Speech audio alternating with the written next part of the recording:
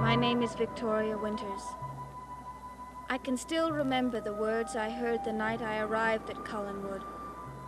Welcome to the beginning and the end of the world. They had no meaning for me then, but now they seem terribly real. As real as the mysteries of this strange, dark house and the troubled souls who live within its walls. As real as the passing minutes and the growing fear they bring.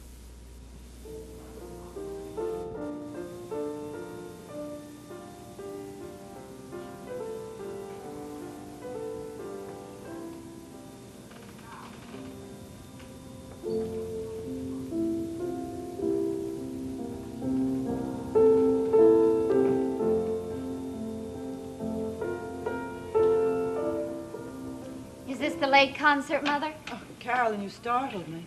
The neighbors have been complaining for hours. Go on, play some more.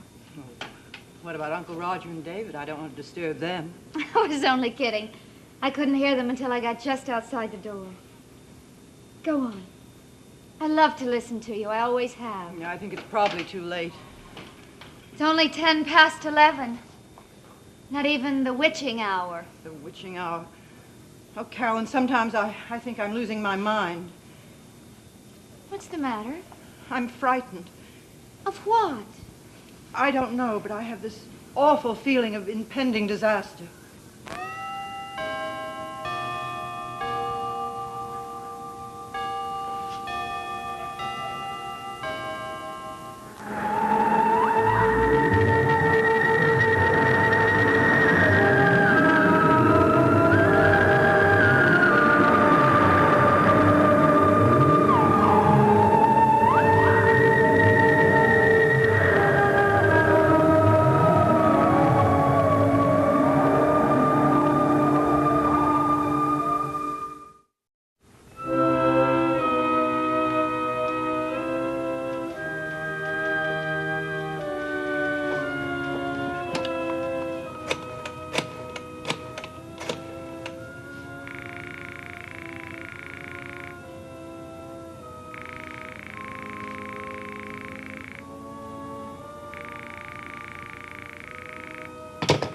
Calling?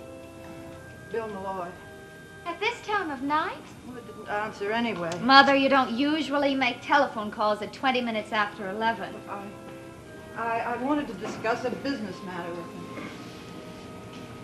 him. Does Bill have anything to do with your premonition? Oh, forget what I said before. It was silly of me. Are you afraid something might have happened to him? Well, of course not. Why do you ask that? Because he seemed pretty upset today. Because he came up here and had a private talk with you. And because when he walked out of here, he didn't seem like a very happy man. Bill Malloy is our fleet manager. Why shouldn't we have a private talk? Why shouldn't you be able to sleep tonight? Darling, Bill and I discussed things relating to the business, and they were disturbing. Nothing that need concern you. But it can't wait until morning. Oh, Carolyn, please. Well, just answer one question. Does it have anything to do with Uncle Roger? Why do you ask that? It is Uncle Roger, isn't it? We had a terrible row earlier this evening. Did you know that? What about? Something silly. A pen. A pen? Yes. Mother, you know how fond of Uncle Roger I am, but tonight he... I don't know. I guess that's why I couldn't sleep, thinking about the strange way he behaved. In what way? That is what you and Bill were talking about, isn't it? Uncle Roger. What do you mean, strange? Well, I don't know. There was this pen business. And then later we were talking about the family. You know, about different things that had been done way back to keep the family together. And Uncle Roger said something about self-protection. About how sometimes a person has to do terrible things to protect himself. He said that? Mm-hmm. Uncle Roger used those words? Well, words like that. And then later he said, and I can even remember his exact words, I refuse to be anyone's sacrificial lamb. Mother, where are you going? Upstairs to talk to Uncle Roger.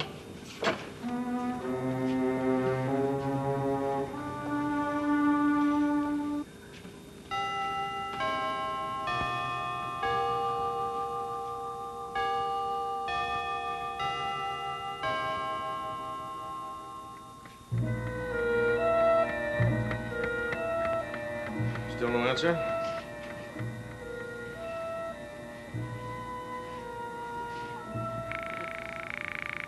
Still no answer? No. Well, let it ring. Why?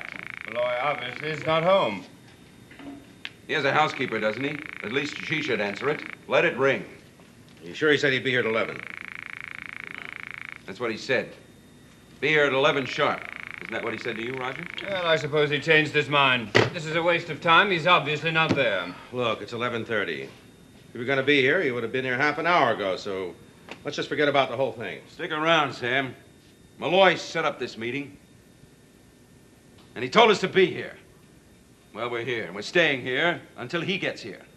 Unless you want to get into the matter right now. I don't know what he wanted. I see. What about you, Roger? Bill came to my house and asked me to come down here. That's all I know. You're a great pair, aren't you? Well, let me tell you what I know. Malloy said he had some information concerning my manslaughter conviction. Oh, come off it now, will you? Who do you think you're talking to? Now, if you're going to be obnoxious... Obnoxious? Look, we've been sitting around here for half an hour talking about the weather and the price of sardines. Well, let's stop sitting around and get down to facts. What facts? 10 years ago, you were a witness at my murder trial.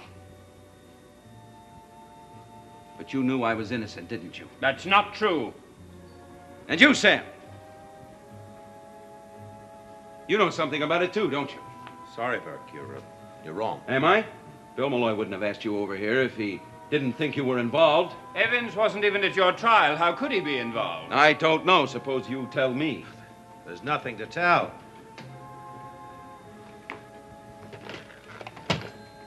Well, you're wasting your time, Burke. He didn't answer a couple of minutes ago. Why should he be home now?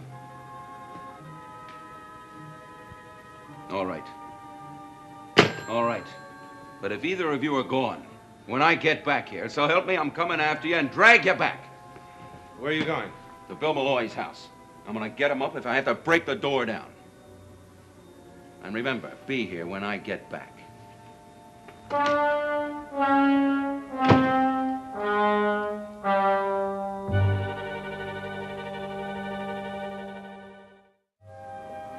Well? Did Uncle Roger say anything about going out?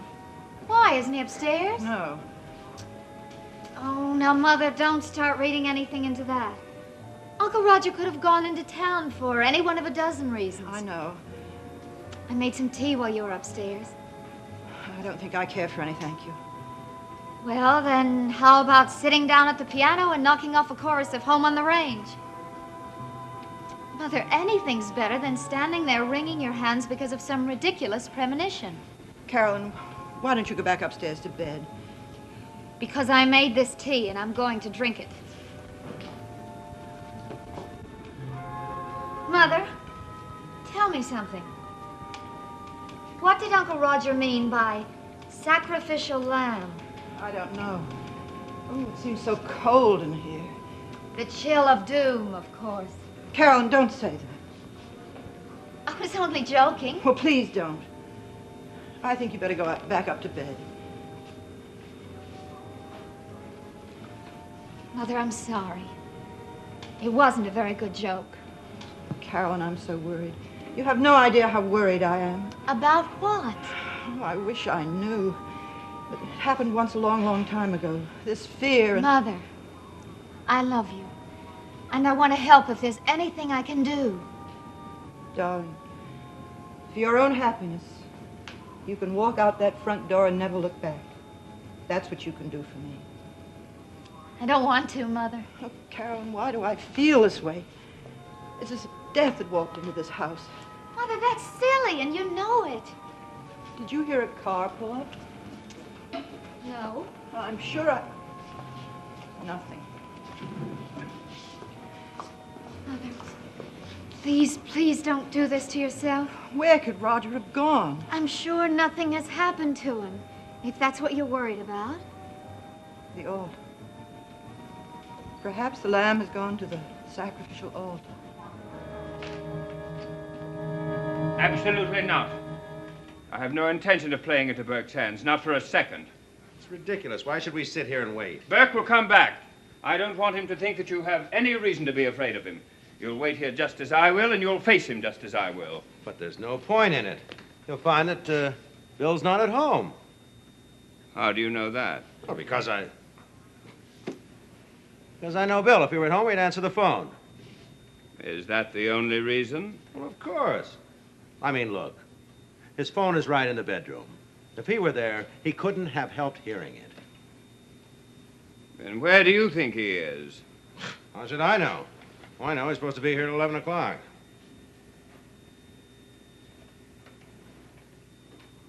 What are you driving at, Collins? You'd feel a lot safer, Evans, wouldn't you?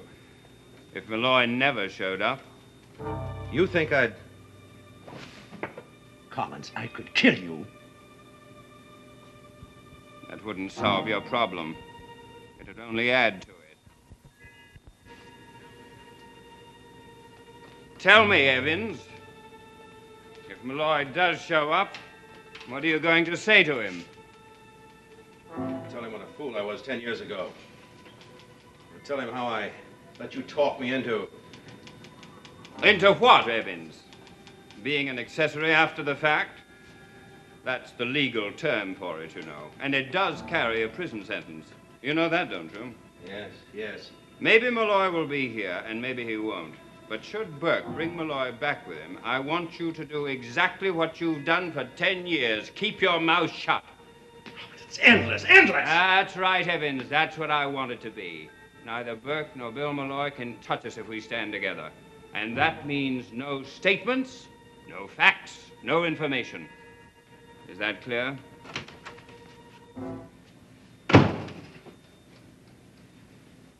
Well? He's either out or dead. What do you mean by that? I rang his bell a couple of dozen times. Banged on the door. Just as I told you, he's not at home. His car was parked in front of the house, Roger. That doesn't mean a thing. Bill likes to walk. He often walks here from his house. Maybe he got lost. Look, we know he's not at home. Now, what are we going to do? Just what we've been doing. Wait.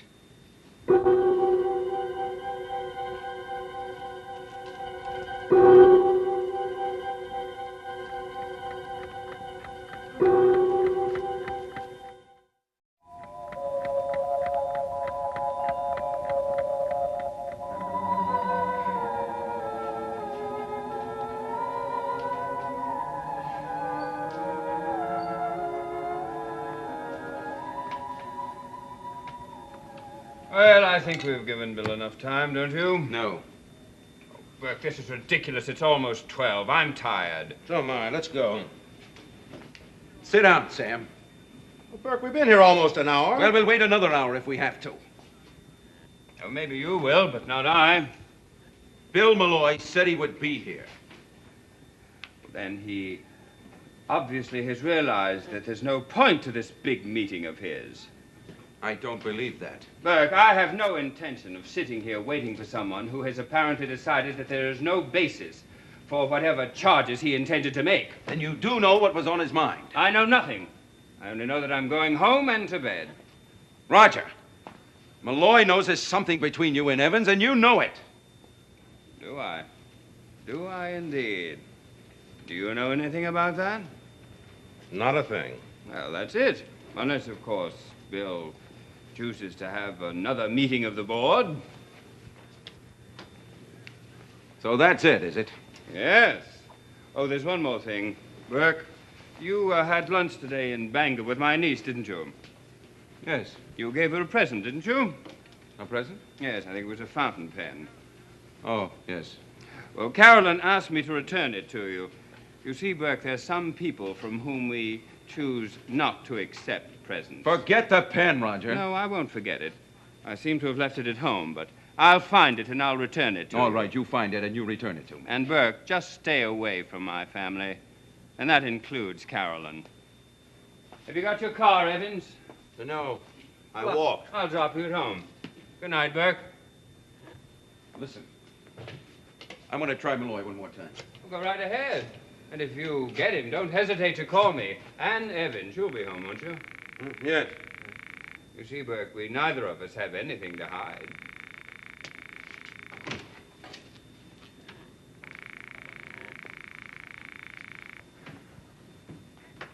Answer, Bill. Answer. You never answered. I remember the telephone rang and rang, and you absolutely refused to pick it up. Well, could you blame me? Halloween, midnight, 3 calls for the ghost of Collinswood were enough for me. I suppose all your friends were very angry with me.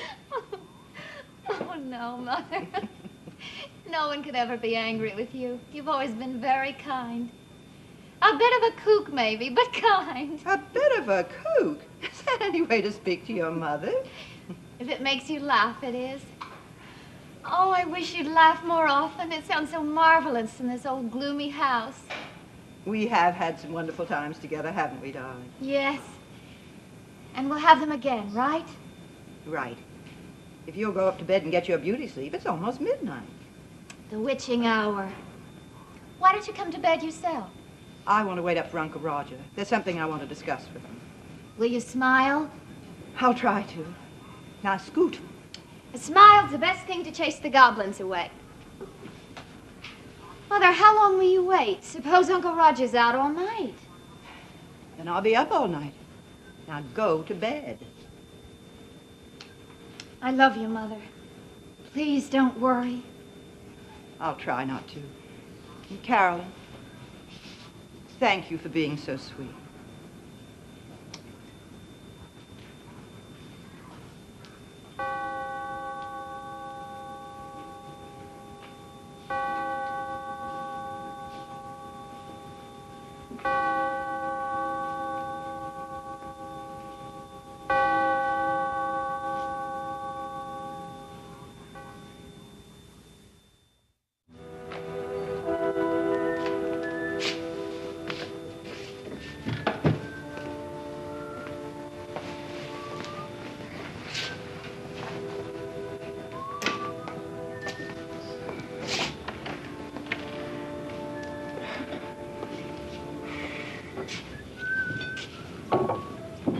Feeling pretty good, aren't you, Roger? Yes, what are you doing up at this hour of the night? Waiting for you. I thought you'd stop waiting up for me. Care for a nightcap? Where were you tonight? Well, the answer, I assume, is no. I was at a business meeting. Nothing that need concern you, rather personal, as a matter of fact. Did it have anything to do with Bill Malloy? What makes you ask that? Because I've been trying to reach him all evening. Unsuccessfully, I gather. Yes. He came to see me this afternoon. Did you know that? No. He said some extremely unpleasant things about you. Statements I chose to ignore at the time. But you've had second thoughts. He said you were responsible for the accident that sent Burke Devlin to prison. He said that you knowingly allowed Burke to pay for a crime that you committed. Liz, are you serious? Do you think I joke about a thing like this? He said he could prove it, and that's what he intended to do. And did you ask him to bring his proof to you?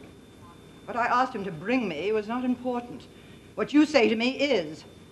Did he speak to you about this? The last time I saw him was earlier this afternoon. No, he didn't say anything about it. Then you deny his story. Deny it? Deny it? Liz, what do you want me to say? I want you to tell the truth. Were you or were you not responsible for Burke going to prison? Yes, I was. Roger. But not the way you think. I was responsible because I was on the witness stand. I was responsible because I testified against Burke. And every word of my testimony was true. Liz, that's where you'll find the answer. In the jury's verdict, not in the ravings of Bill Malloy. Why would he say all those things? Well, why don't we find out? Let's call him, shall we? Now, I've tried. There's no answer. Well, then we'll try again tomorrow. Arrange for you and me and Bill to sit down together, and I'll answer any questions you put to me. I can't do any more than that, can I? No. Fine. Then you just arrange the meeting, and I'll be there. Now, you'd better go to bed.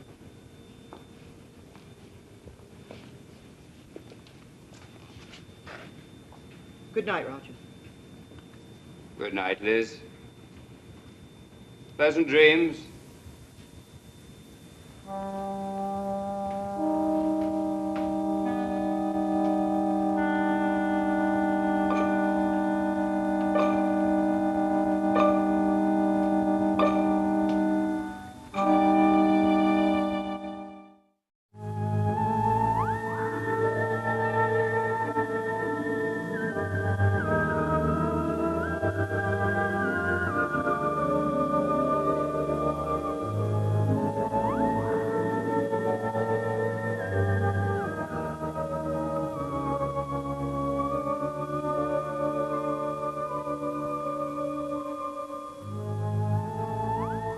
Love on a Rooftop is the delightful comedy about a boy and a girl who start a marriage on a shoestring and set up housekeeping on top of a house.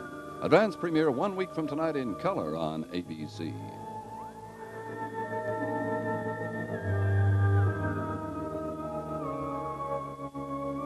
Dark Shadows is a Dan Curtis production.